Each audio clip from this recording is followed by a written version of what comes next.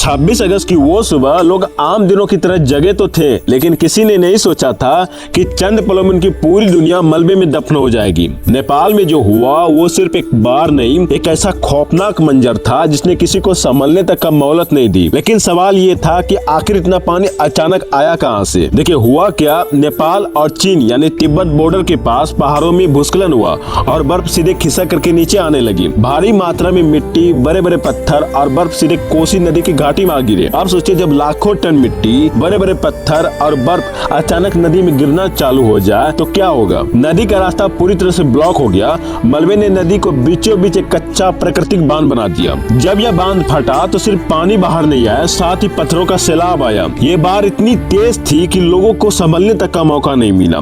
इसी वजह से ये बाढ़ इतनी खतरनाक साबित हुई। इस हादसे में 162 लोगों की मौत हो चुकी है, 750 लोग से ज्यादा लोग लापता हो चुके हैं। इसमें से कुछ लोग भारत से भी हैं और लगभग 27 देशों के सैकड़ों विदेशी पर्यटन भी हैं। इस आपदा की चपेट में आने के बाद से लापता हैं। रेस्क्यू टीमें लगातार लोगों को तलाश कर रही है। लेकिन अब चिंता सिर्फ नेपाल की नहीं है, क्योंकि नेपाल से निकलने वाली कई बड़ी नदियां भारत में आती हैं। अगर इन नदियों का जल स्तर अचानक बढ़ता है तो इसका असर बिहार और उत्तर प्रदेश के कुछ इलाकों में भी पड़ सकता है। और खतरा भी अभी पूरी तरह से खत्म नहीं हुआ है। अगर पहाड़ों में मलबे की वजह से नदी का रास्ता दोबारा बंद हुआ और उसके पीछे पानी जमा हो गया तो एक और अचानक फ्लैश फ्लड आ सकती है। लेकिन नेपाल में कुदरत के इस खौफनाक मंजर ने जो घाव दिए हैं उन्हें भर पाना तो नामुमकिन है। लेकिन इस मुश्किल घड़ी में अब सिर्फ सतर्क रहना और अपने आप को धैर्य रखना ही सबसे बड़ी ढाल है। इससे जुड़े कोई भी अपडेट्स आता है तो तुरंत ही आपको मिल जाएगा। तब तक आप हमें फॉलो कर लीजिए।